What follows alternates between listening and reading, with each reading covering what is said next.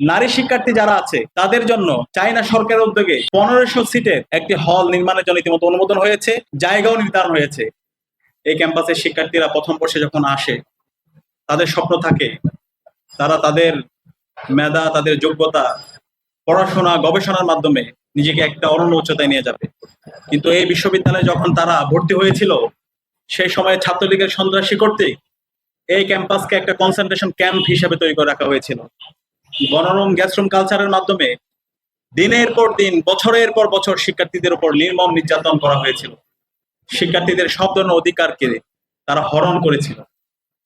2024 সালের 17 জুলাই এই ছাত্রলীগের সন্ত্রাসীদের বিরুদ্ধে ঢাকা বিশ্ববিদ্যালয়ের সর্বস্তরের শিক্ষার্থীরা, আমাদের বোনেরা এবং সকল শিক্ষার্থীরা ঐক্যবদ্ধ হয়ে এই ছাত্রলীগের সন্ত্রাসীদের ঢাকা বিশ্ববিদ্যালয়ের প্রত্যেকটা হল থেকে তাদেরকে মুক্ত করেছিল এবং তাদেরকে বিতাড়িত করেছিল। এবং এর মাধ্যমেই ঢাকা বিশ্ববিদ্যালয় যেদিন ছাত্রলীগ মুক্ত হয়েছিল, সেদিনে আমাদের কাছে পরিষ্কার যে বাংলাদেশে আর ফেসিবাদ দীর্ঘস্থায়ী হবে না, হাসিনার পতন সুনিশ্চিত। এবং যখন আমরা ছাত্রলীগের সন্ত্রাসীদেরকে হল ছাড়া করছিলাম, সে হল ছাড়ার গল্পগুলো এতক্ষণ ধরে বিভিন্ন হল সংসদ, বিভিন্ন ছাত্র সংগঠনের নেতৃবৃন্দ থেকে আমরা শুনেছি। এবং জুলাই বিপ্লব পরবর্তী আজকে ঢাকা বিশ্ববিদ্যালয়ের হলগুলোতে কোনো ধরনের গণরুম নেই, কোনো ধরনের গ্যাস রুম নেই, মাসল পাওয়ার পলিটিক্স নেই, জোর করে কাউকে প্রোগ্রামে নিয়ে যাওয়া, কারো অধিকার হরণ করা, সেই ধরনের অপরাজনীতি আজকে ঢাকা বিশ্ববিদ্যালয়ের কোনো হলের মধ্যে নেই, কোনো ক্যাম্পাসের মধ্যে নেই।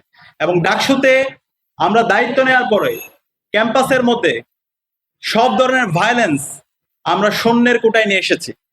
এবং যখনই কোনো শিক্ষার্থীদের বিরুদ্ধে বিভিন্ন ধরনের নিপীড়নের অভিযোগ আসে, সাথে সাথে আমরা বিশ্ববিদ্যালয়ের প্রশাসনকে অবগত করি, প্রক্টোরিয়াল টিমকে অবগত করি। আমরা এই ক্যাম্পাসে আর কখনো ফেসিবাদী সময়ের মতো জুলুমতন্ত্র, শিক্ষার্থীদের উপর নির্যাতন, নিপীড়ন, সেটা আর ফিরতে দেব না। আমরা দায়িত্ব নেওয়ার পর থেকে বিশ্ববিদ্যালয়ের দীর্ঘদিন ধরে 104 বছর ধরে যে আবাসন সংকটকে কৃত্রিমভাবে তৈরি করে রাখা হয়েছে, এবং এই আবাসন সংকট তৈরি করার মাধ্যমে ছাত্র সংগঠনগুলো তারা যেভাবে ফেসিবাদী আমলে ছাত্রলীগ এবং এর আগেও বিভিন্ন ক্ষমতাসীন সংগঠন শিক্ষার্থীদেরকে দাসের মতো করে ব্যবহার করেছে, সেটা যেন আর কখনো ফিরে না আসে, সেজন্য আমরা এই আবাসন সংকট চিরতরে দূর করতে চাই। এবং এটার জন্য আপনারা জানেন বিশ্ববিদ্যালয়ের 2841 কোটি টাকার একটা অধিকতর উন্নয়ন প্রকল্প আছে। এই প্রকল্পের আওতায় ছাত্র এবং ছাত্রীদের জন্য মোট 10টা হল নির্মাণ হবে। এর বাইরে আমাদের নারী শিক্ষার্থী যারা আছে তাদের জন্য চায়না সরকারের উদ্যোগে 1500 সিটের একটি হল নির্মাণের জন্য ইতিমধ্যে অনুমোদন হয়েছে, জায়গাও নির্ধারণ হয়েছে। আমরা আশা করছি আগামী 1 থেকে 1.5 বছরের মধ্যে ঢাকা বিশ্ববিদ্যালয়ের অধিকতর উন্নয়ন প্রকল্পের সকল হলগুলো নির্মাণ হবে। চায়নার উদ্যোগে নারী শিক্ষার্থীদের জন্য যে হল, সে হল নির্মাণের কাজ শেষ হবে। এবং এই হল নির্মাণ শেষ হওয়ার পরে আশা করছি ইনশাআল্লাহ ঢাকা বিশ্ববিদ্যালয়ে আবাসন সংকট আর থাকবে না। ইতিমধ্যে আমরা ইন্টারিম সময়ে এবং পূর্ববর্তী যিনি ভিসি ছিল, তিনি এই প্রকল্পের উদ্বোধন করেছেন এবং হলগুলোর ভিত্তিপ্রস্তর ডাকসু নেতৃবৃন্দকে সাথে নিয়ে এবং বিশ্ববিদ্যালয়ের স্টেক হোল্ডারদেরকে সাথে নিয়ে সেটা উদ্বোধন করেছেন। কিন্তু বর্তমান নতুন প্রশাসন আসার পরে এই প্রকল্পকে তারা দীর্ঘায়িত করতে চায়।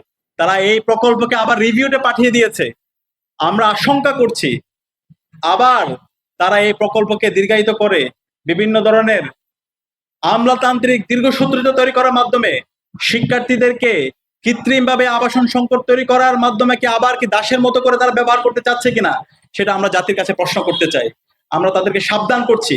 আমরা বিশ্ববিদ্যালয় ভিসি থেকে শুরু করে ট্রেজারার তাদেরকে স্পষ্ট ভাষায় জানিয়ে দিয়েছি যে প্রকল্প এসেছে সেটা অনতি বিলম্বে সেটা বাস্তবায়ন করতে হবে। নিউজ টেক্স, দৈনিক অন্যধারা।